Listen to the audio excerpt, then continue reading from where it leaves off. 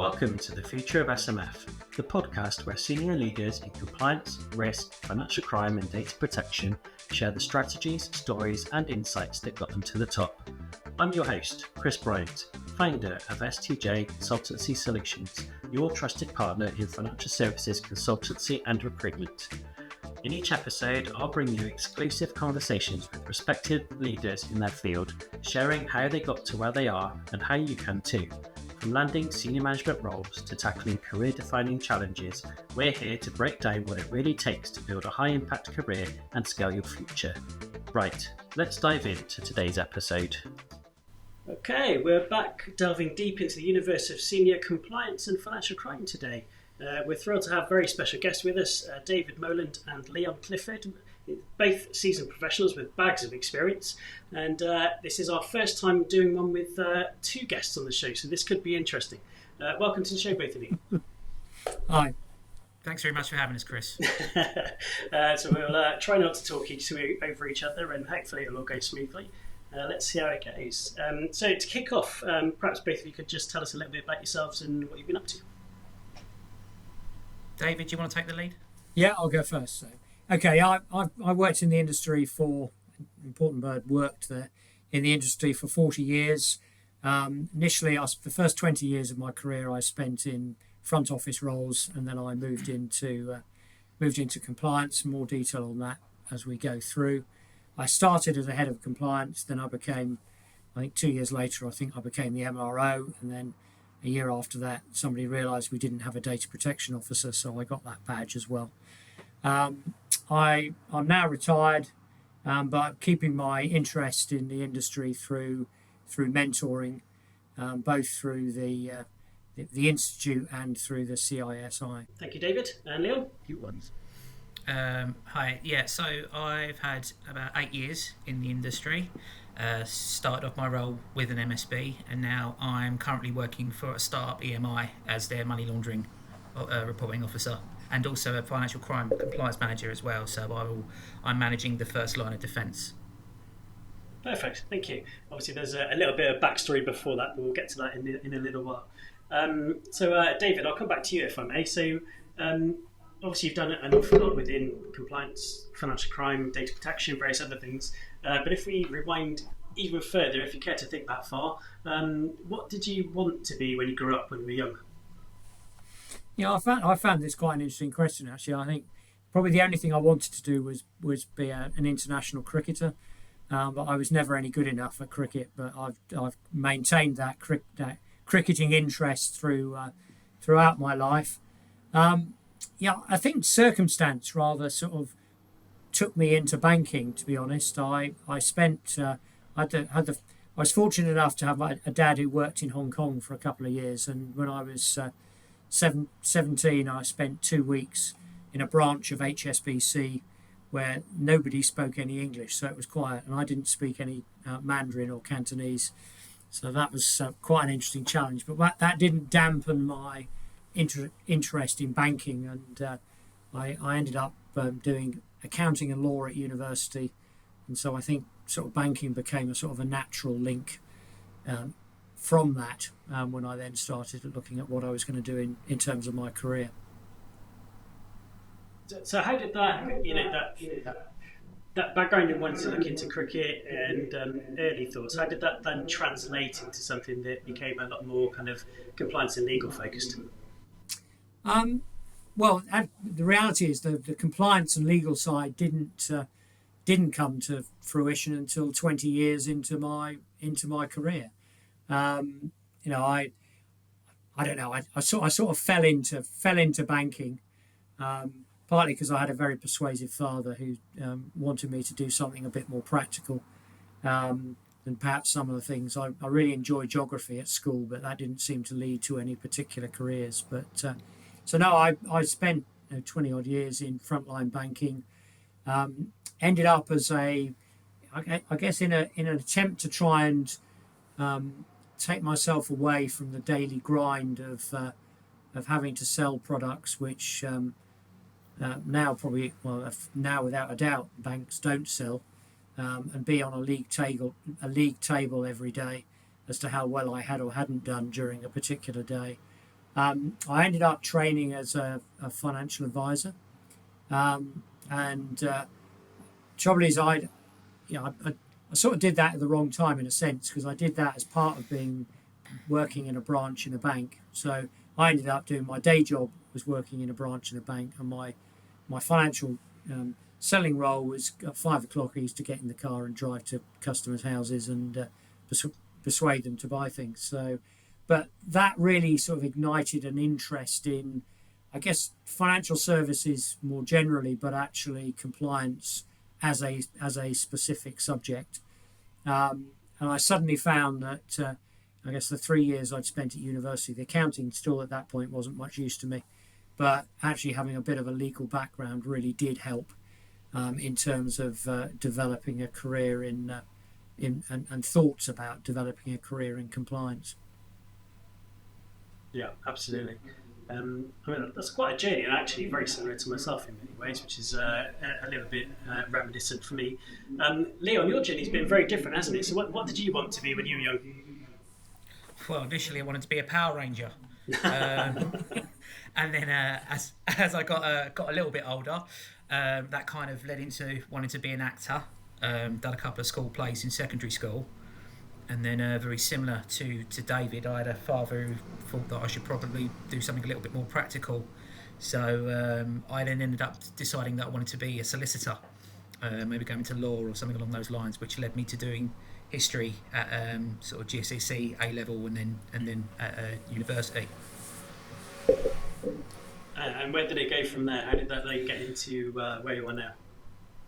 Well, it's a very, very weird one. So I worked for when I was 18 and just left sixth form. I started working for a MSB, Money Services, your little bureau de change in Great Russell Street, and I was a money runner for them. And then I got on really very, very well for them. So I'd come back certain weekends while I was at uni, and I'd do the Friday there, and it was a little bit of extra money for me. And then when I left uni, I went to work with a mate of mine, and 6 months into it, they went, well, we're expanding now, come on with us, and then do the running for a bit, and then we'll take you on as a trader, so to speak, like taking the orders and whatnot. Yeah. They ended up going out of business, and I ended up working for another company that was known to them, that they used to trade with, with a couple of other friends that from that company that moved over. I spent about 2 years with them working on the front counter, doing foreign currency, and eventually it got to a point where I felt like there was no expansion in the role. So I left, worked with my dad for a bit, and then went into, as you may know, the fair old world of recruitment.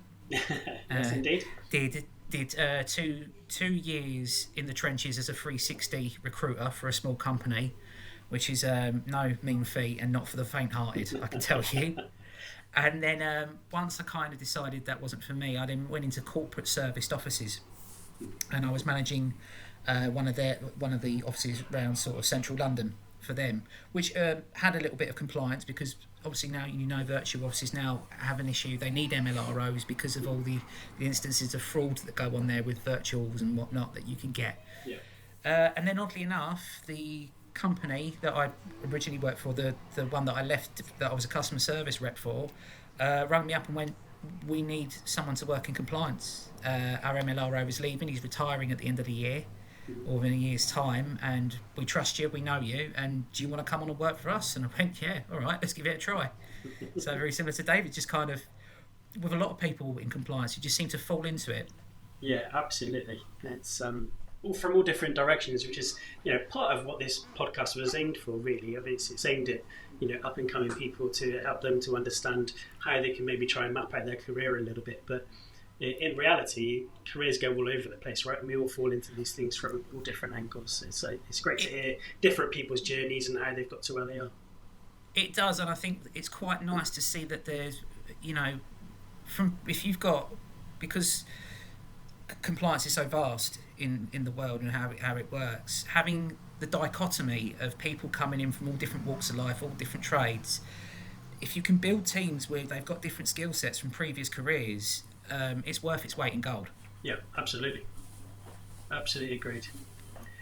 So, David, I'll come back to you if I may. So, as you kind of progressed throughout your career in building yourself into where you finally got yourself up to in compliance world, what would you say were some of the kind of biggest challenges you faced as you went through that journey?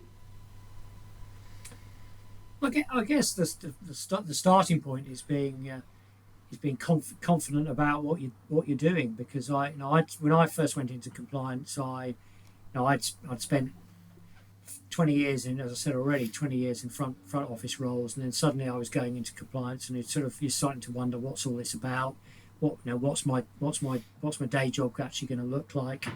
In a way, my journey. I was very fortunate, and it always feels odd to say that the day I got made redundant by the high street bank that I was working for was probably the most career defining moments of my life.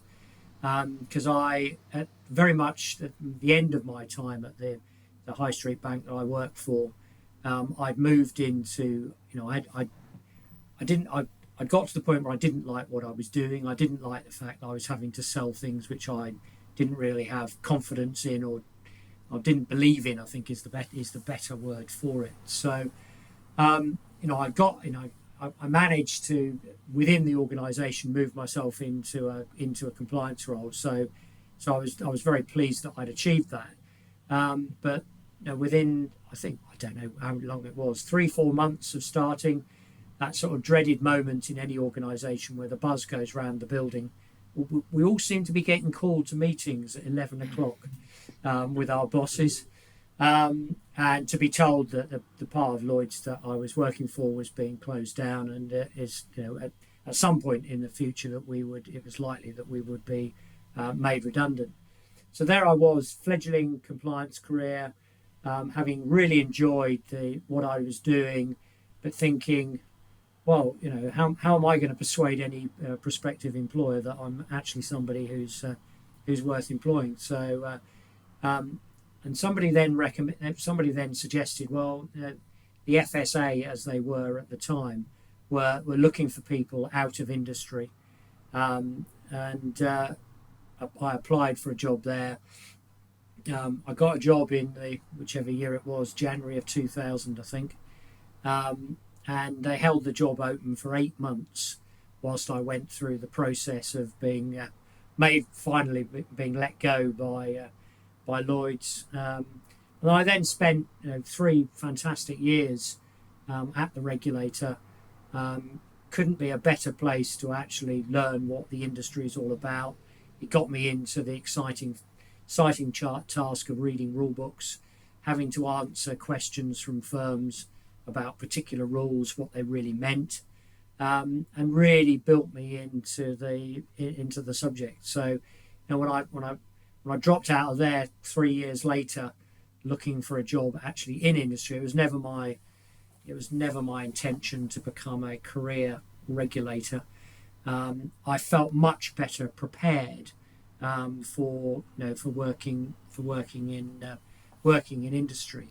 But as Leon has already alluded to, I think it's also one of the questions I always find, and talking to new people coming into the industry, actually I find quite a difficult question to answer, is do I start my career in compliance straight away, or do I go away and get some experience and then go into compliance? Yeah. I personally, the time I spent as an ordinary banker in a bank was invaluable experience for when I actually went into compliance, and I think it formed me as a pragmatic compliance officer who understood. One of the things I think you have to understand in compliance is, yes, there are rules and regulations which you have to comply with, but also you're in a live business which has to make money,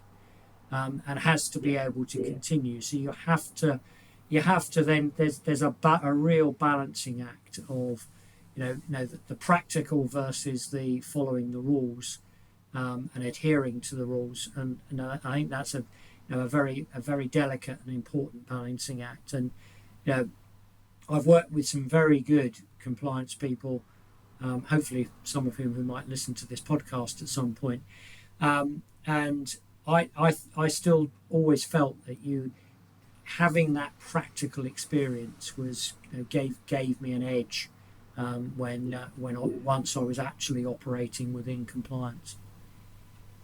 Yeah, I tend to agree with you. Similar to yourself, I spent time as a financial advisor in a number of non-regulated sales roles also before that, and it gives you a real appreciation for what they go through on a day-to-day basis, and helps you be a little bit more empathetic in your approach, I think. So on the same subject there, David, I'll stick with you if I may. For developing compliance people, what would you say are the kind of key skills and attributes that they may need to succeed? I think you've got to, in terms of skills, I think it's about it's actually not. I'm not necessarily going to talk about specific skills, but it's about developing yourself. I think you have to have a willingness to learn. I've still to this day find it very odd that as a compliance officer, the regulator has absolutely no examination requirements for people who are working in compliance, which when I was recruiting into my compliance teams over time, it was one of the first things that I wanted to talk about. So, no, I think people need to be able to self develop, whether that be through exams, through continuing professional development, or something we'll probably talk about a bit later on about then how you get how you get plugged into the likes of Leon and myself in order to help you build a career. But I think in terms of specific skills, you've got to be able to, inevitably you're going to be part of a team, so you've got to be able to work with a team. So I think that's an important skill. I always had a strong view that people who are in compliance need to have a view, because they, each rule, there's not a clear cut way that a particular rule needs to then pan out in terms of the way your firm follows it. So there is going to be an element of subjectivity to it. So I think it's really important that you're able to have a view and express a view. I think you've got to be a good communicator, whether that be verbally or in writing, because you are going to be you are going to face challenges. People are going to ask you difficult questions, and you've got to be able to learn how to manage to deal with those. And I certainly found that my time I was in frontline supervision at the FSA. So that meant going around and visiting firms and asking people at firms potentially quite difficult questions.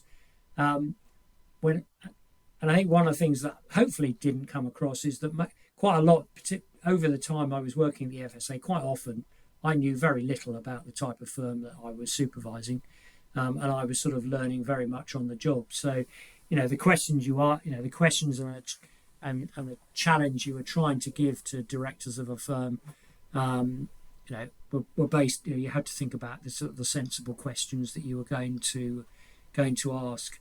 I think the last bit that I haven't talked about, because I've already talked about, I think my pragmatism is having a business and a commercial focus.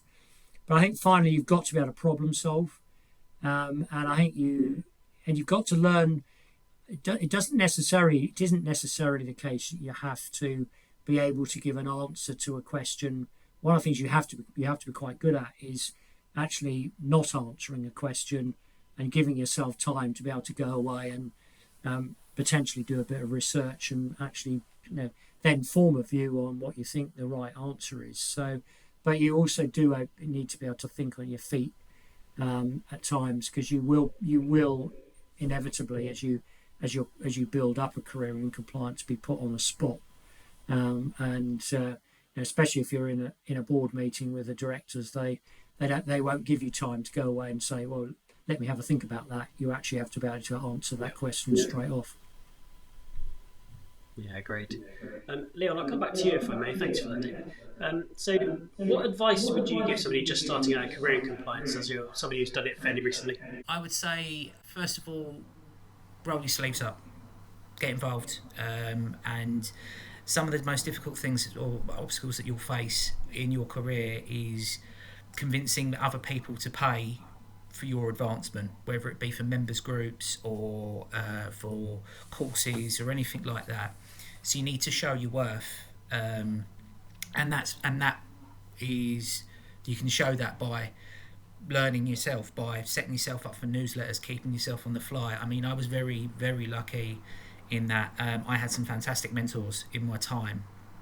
One of them being the compliance consultant when I first came on to the company. They were kind of the compliance department and they were sort of outsourcing it.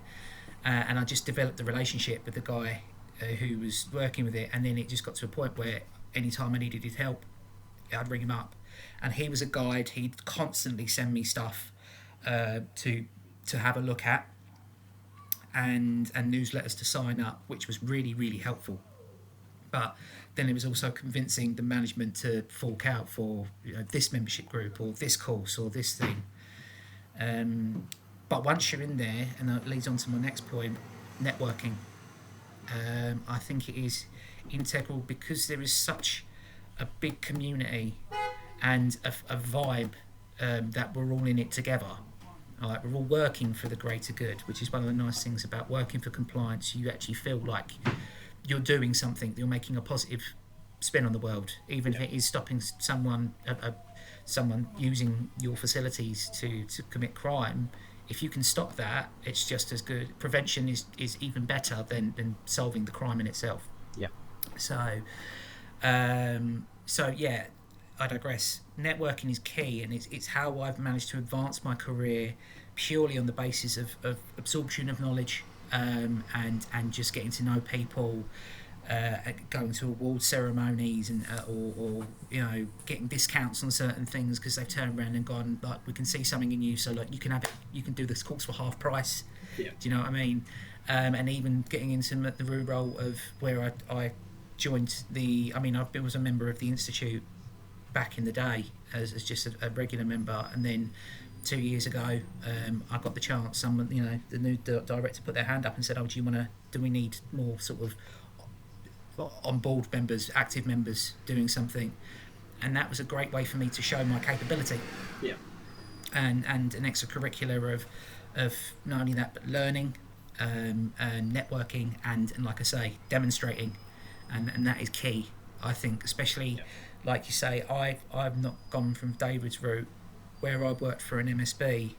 A challenge was big. It's a bit of an outlier because what you'll find often is that if you go key straight in through a bank, for instance, as an analyst or compliance officer or something like that, and then work your way up for broader companies or sort of more like bigger companies, that's great. It's easy for you to get a job. When you've worked for sort of MSBs and stuff like that, it's a bit more difficult to demonstrate because you don't have the name behind you. Yeah. So what you now have to demonstrate is all the other strings to your bow that you've added over the year, whether it be awards, exams, or just who you know as a reference, and that's a big point. So I'd say roll your sleeves up, get involved, and try and make as friends as many people as you can. Excellent, thank you. So obviously we've covered key skills and attributes, and obviously you've mentioned qualifications and things there. But if somebody, let's say a young professional looking to get into a compliance role comes to you with either hat on, actually, as where you are now, or even when you were a recruiter before, and says, right, I want to get into compliance, how can I make myself more attractive to a potential employer? What sort of advice would you give them? I think I guess it depends, Chris. It depends where they are at the moment. Where at what point in their career. I mean, I've had conversations over time with people wanting to, I guess, move from one bit of compliance to another bit of compliance. So I could actually go back a step in a way to, because I think one of the things I would say to somebody coming into compliance is, don't specialise too early. Don't put yourself in a box too quickly, because I think too many people do that. And particularly if someone is, and I've particularly find this with people who've gone down the financial crime route early in their career, but then find they hit a glass ceiling, and they want to move into sort of broader compliance stuff. But the trouble is, one of the things that you can find, if you get to a level, and particularly, this is where salary comes into it. You suddenly find you're being paid quite a nice salary, but for not necessarily that rewarding a role. You want to broaden it out. The difficulty is to actually broaden it out. You may have to step sideways or even potentially slightly downwards, really. So I think there are. I mean, to me, there are various routes into compliance. One, I'm not sure that many people. Actually, I find it quite difficult recruiting people at the very bottom, at the bottom rung, and then moving them upwards, and actually then keeping them in compliance all that time. So, my view would be get some practical experience, even if it's only 2 or 3 years of practical experience. If your view is that you then want to get yourself into a compliance role, my view would be get into a general role that gives you as much experience and input knowledge as possible. I think as Leon has already sort of said, but I'll say it in a slightly different way, is choose who you work for very carefully. Because it never ceased to amaze me when I was chair of an industry committee, and people more junior compliance people said to me, "Well, yeah, I'd love to come along to your events or whatever, but the firm I work for are not very supportive of that." I think a vital question to be asking when you're looking to be recruited is, okay, so are you, if I join this and this organisation, if I want to do this qualification, are you going to support me through it? There are lots of firms that will, but there are some that won't. And as Leon has said, I think that's absolutely vital to building up your career. And sort of going back to what Leon was saying about networking, there might be an event coming up, and you think, "Oh, it's all day, but I'm only interested in 2 of the subjects that they're talking about, and let's say there's 5 or 6 sessions." Well, actually, the most vital part of that day is the hour in between, which they call lunch, and the bit of the drinks at the end, and the bit at the beginning, because you can just be brave, go up to somebody, talk to them, and you just never know where that conversation is going to lead. Now I personally never. I'm not sure I really thought about networking. It just sort of happened naturally, and I didn't think about it from a career development point of view. I just thought about it. I need to know lots of people. It's a little bit like that film Yes Man, isn't it? In a sense that if you can just say yes to everything. Yeah, absolutely. Right? Whatever you can get for free, whatever you can volunteer for, wherever you can put your face out there, just say yes to everything. Don't matter if it's not even in your field of compliance. It's the best thing you can do. Sure.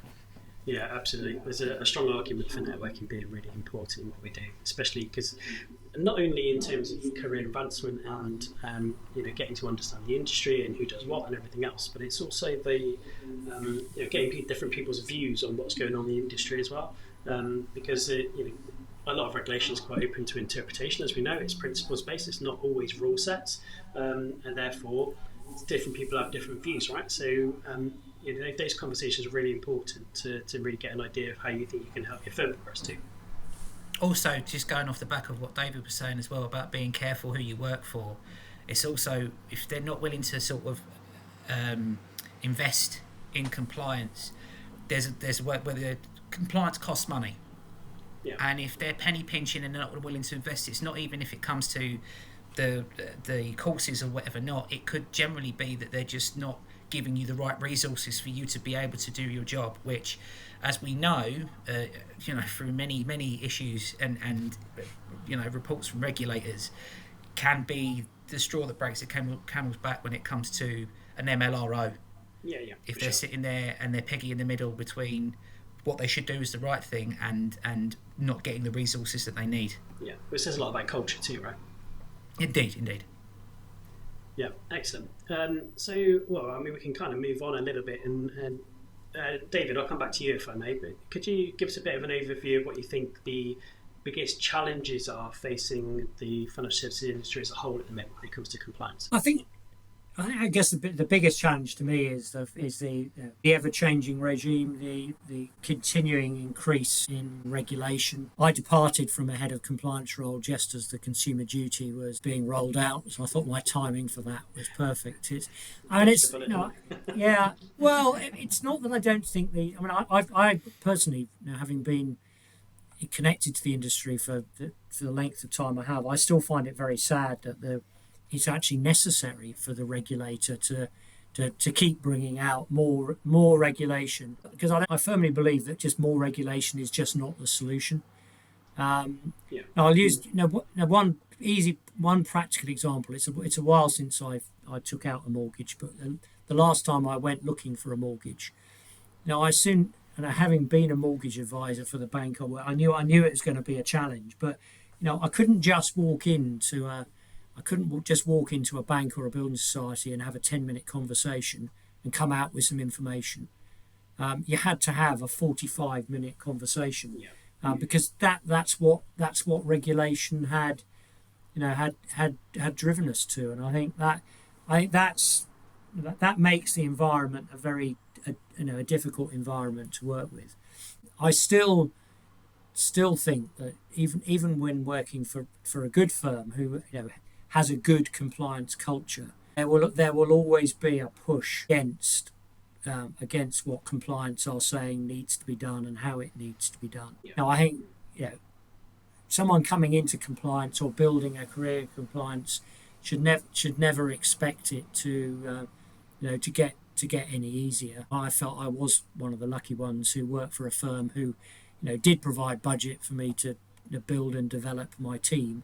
That is not always the case, and if the business is under a little bit of pressure, then it creates all sorts of challenges to if you're then having to cut people within your compliance team.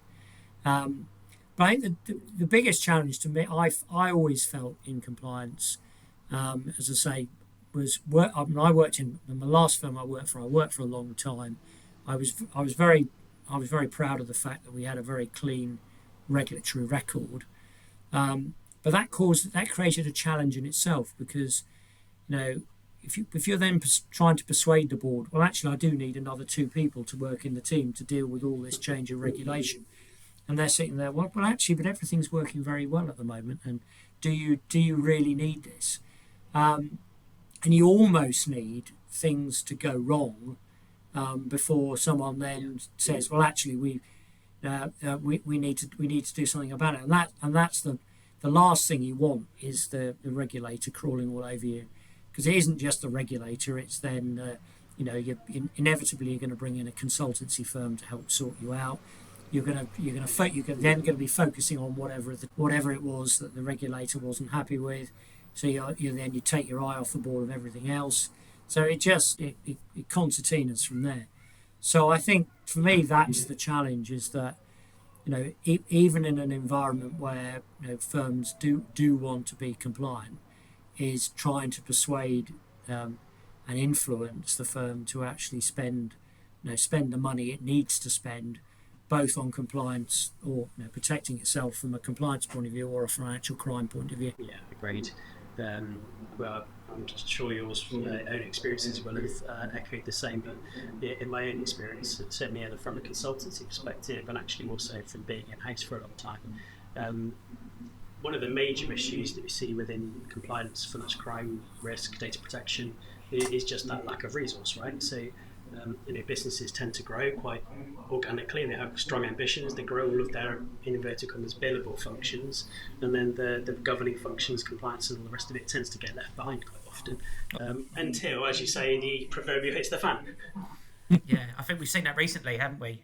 With a certain card, or the bank, should I say? Yeah, indeed, yes. They're not the first, and they won't be the last. That's the sad truth. No. It's always the poison chalice, isn't it? Yeah, absolutely. So, from a slightly different perspective, in terms of resource challenges and the other challenges you spoke about, David, I'll come to you on this one, Leon, if I may. But could you see perhaps technology helping with any of that? Yeah, it's a bit of a difficult one because obviously the big thing that we're all going to look at now is AI. Yeah. That is, and how fast that's going to develop.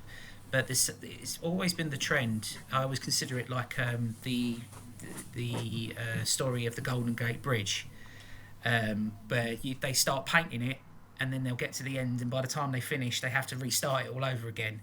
And it always seems that no matter what sort of no matter how many regulations we put in, no matter how many stops we put in, there always seems to be this never-ending battle because there always seem to be criminals or entities always seem to be like 5 steps ahead of us, and we're already seeing this with AI, and they're warning about putting your face on Facebook because it could be used to could be used to trick people, ransomware, that sort of thing. So AI can be very, very helpful with regards to helping us with monitoring, mainly picking out trends and typologies, but also, if used correctly, it will also be very, very dangerous with regard to, I imagine, with APP fraud, especially, and with the new APP rules that are coming in, it is going to be very, very financially difficult for banks because it was already difficult before and I've had family members when they just got a text being "Hello, Mum," and they've almost fallen for it. They haven't asked for a name, or they've just "Oh, he's calling me mum, it must be my son." Whereas now, if they're picking up a phone and they're hearing their grandson's voice or their son's voice on the phone, or God forbid a FaceTime call, and they've I can't remember what they call it when they put your face on the film, but that sort of thing, when they mimic your face and put that over something, and you're literally having a FaceTime with their son, asking him for 700 quid. Yeah, it's quite easily done though too, right? I mean, I've used a couple of AI things for various things that I do, and it's amazing how easy it is to get something to mimic your voice and your mannerisms and everything else. It's crazy how sophisticated it is, isn't it? And with data protection as well. Yeah. The amount of people that are using these AI products and everything else, if they get hacked, the amount of data that could be used from them. So it's a very, very scary new world. Yeah, indeed. So I mean, I guess in summary, yes, it can help with some of the challenges, but it creates a whole new set of risks, right? Which will need people like ourselves to help continue the fight. It's the oldest story in the book, isn't it? The thing that you create to sort of end the war becomes the most dangerous weapon of it. Yeah, absolutely. Yeah. Well, thank you very much, both of you, for all of that. Now, there was another thing I wanted to touch on. So both of you, the reason we've kind of done this whole thing together as a three is that you're both involved in the Institute, in inverted commas, as it's known. So I was really keen to have you both come on and tell us about what that is, what it does, and how it works, and how perhaps it can help people. Either of you are happy for anyone to start? I'll go from my experience of the Institute. So it is a members group, which is a think tank or a melding box for money laundering professionals, or anti-money laundering professionals, should I say, to literally come along, and we'll do quarterly members groups where we'll do sort of presentations, and we'll get guest speakers to come in. We'll have conferences, we'll have webinars, and we'll cover all different types of financial crime. And ways that we can all work together to stop it. And it's a really, really lovely way, not only for you, like I say, for you to learn and to grow for very, very minimal amount, but also to kind of sit in a room and realise you're not on your own in everything that goes on, in all the troubles and trials and the tribulations of the daily life as an AML or fin crime professional. And you'll be surprised how many times I've sat in there and moaned about this or moaned about that, and about 5 other people have popped up and gone, yeah, I've got a problem with that as well. And you think, oh God, it's not just me. I'm not the only one. That's been my experience. I've loved every minute of being a part of it, and now as an active committee member, I'm loving it even more. By what I can do to put back into the community, so to speak. That's great. I think, and obviously, as you know, I put bits and pieces of content out myself to try and help guide people into senior positions. It's quite a funny thing. Obviously, we do all this networking, everything that we do as part of our kind of day-to-day lives. But something I found, obviously, you go through all these kind of junior management, senior management, and then head of positions. But when you get up to these upper echelons, nobody really tells you what to do or how to do it and how these things should function, and you're kind of left a little bit to figure it out yourself. I think anything that we can do to put back out there into the industry to help people understand what do we think about X, Y, Z. This is going on in the industry. This is how we're looking at it. How can we apply some knowledge here and really get some sharing of information would be really useful. Well, that's the beautiful thing about it, because going back to what we were saying about networking, obviously, yes, it's fantastic if you go to these conferences and you go to the networking part. If it's career advancement, fantastic. However, from a viewpoint of as a community, because like I said before, we've all got the same goal, and that's to try either stop or at least prohibit financial crime. And if you go to one of these presentations and you've got 5 different presentations and only 1 or 2 belong to you, do you know what? Stick for the other 3, because it might be pertinent one way or another, or you might pick up something. Or once again, you're only working with a certain level of people. But you go to one of these functions and you're rubbing, you're a data analyst or you're a compliance officer, and you're rubbing shoulders with MLROs and directors of fin crime with banks, and you can sit there and have a conversation. And the amount of times that I've come back from one of these things and gone, right, let's change this, let's do that. I've had this idea, let's look out for this. There's this typology. Just because I've had a conversation with someone who's either a lot higher up or from a different remit or a different department, and it can do the world of good. Not just for advancement, but also for sort of just the fight against financial crime. Agreed. David, anything to add? Well, I think a couple of things really. I think one of the things that we haven't really talked about it, as people develop their careers, and particularly when they get into their first MRO role, that can be a very lonely place. If issues arise, who do I speak to? And going back to everything that Leon has said, is there someone within that group of people I can just have a quick phone call, knowing that in complete confidence you can have a conversation with somebody and then move? Because you don't always want to have that conversation within your firm, particularly if you're somebody in the senior management team. You get the sense they might need a bit of persuading about what you want to do. But I think the other area I think to talk about the institute is I'm very new to, despite having been in the industry for a long time. I've only been a member of the institute for a short time. I got brought in to help out with the introduction of the institute's new mentoring scheme, which is then is available to members of the institute. As I said right back at the very beginning, despite the fact that I'm retired, I now have a number of mentees at various stages of their career who I look after and help. Strangely, actually, I've probably been mentoring people for about 10 years now. I actually never had a mentor myself, and it's the one regret, if I've got one, in terms of my career, that I had people, I guess friends who sort of fulfilled a mentoring role, friends within the industry, that is, who fulfilled a mentoring role. Somebody who could have a conversation about where do I go next in my career, what do I do in this particular situation. But I just think it's having a mentor or having a series of mentors, because you don't necessarily stick with the same person forever, is an invaluable resource that you can plug into to help you with whether it's specific work-related questions or it's developmental questions, or you're thinking of going for a particular role. Is this one going to be right for me? And no, so I was delighted that the Institute have introduced their own mentorship scheme.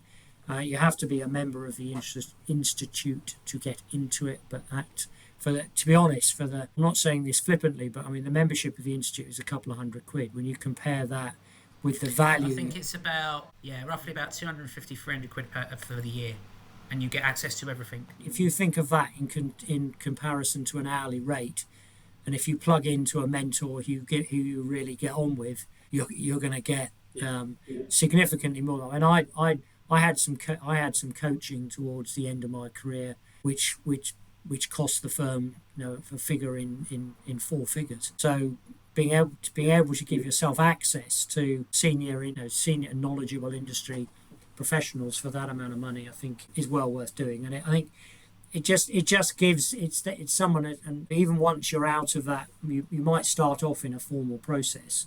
I think if a mentoring has gone well, that becomes a relationship for life. Not a formal mentoring sense, but there's somebody there who something crops up and you can pick up the phone to them and have a conversation. And I would recommend to lots of people will work for firms that have internal mentoring schemes. I would recommend people doing both. You use an internal for to help build if you want to build a career, develop yourself within the firm that you work for, but also try and plug yourself into an external mentoring scheme to help you through your career. Yeah, indeed. Well, because the thing is with an external one as well, you're going to get a broader spectrum of a mentor. Absolutely. And not one that maybe if you've got an internal one, it's all going to be conducive to what the rules and regulations of the company are and the viewpoint or the goals of the company. Whereas with one that's external, they've seen a bit more, they might have different experience, and they have different viewpoints. Yeah, agreed. So how can people get involved? Well, I mean, hopefully you might be able to send a link out with this podcast. Yeah, it's in the description. That'd be easy enough. Yeah, and that's it. They can sign up as a member. You can pay with a debit card. Or if it's through the company, that you can actually get invoiced, so it's easy as that, and then they just have access to everything. I mean, we do have just a general newsletter as well if you want to sign yourself up for that. Yeah. And like I say, where the mentoring scheme thing is there, I mean, we can give you a link to the actual website in itself, and we can give you a link to the mentoring scheme if people want to get involved with that. Excellent. Well, I mean, it sounds like there's plenty of value there, so listeners, get involved and help yourselves get advanced. That's brilliant. Well, Kris, you're more than welcome to come to a meeting as a guest if you ever want to come. So, well, stay in touch. We'll make something work. Excellent. Absolutely. Well, listen, both of you, thank you so much. It's been really great having you both on the show and talking about your journeys and hints and tips and everything else. It's all really valuable stuff, so thank you so much. And hopefully people get involved, because it seems like there's plenty of value there for anybody who's interested in. No, thank you, Kris. It's been an absolute pleasure speaking with you. That's great. Thank you very much for inviting me. My pleasure. Really nice to talk to you both. Thanks again. Take care. Have a good evening. Cheers up. So that's it for today's episode. Thanks very much for listening. The Future of SMF is brought to you by STJ Consultancy Solutions, your trusted partner in financial services consultancy and recruitment. So whether you're a business seeking strategic guidance or a talented professional aiming to advance your career, STJ is here to guide you every step of the way. If you'd like to discuss how we can support you, then please do reach out at info@stjconsultancysolutions.co.uk or by sending me a message on LinkedIn.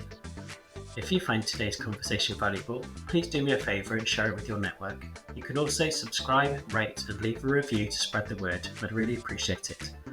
Again, that's it for today, so we'll see you in the next episode, coming soon.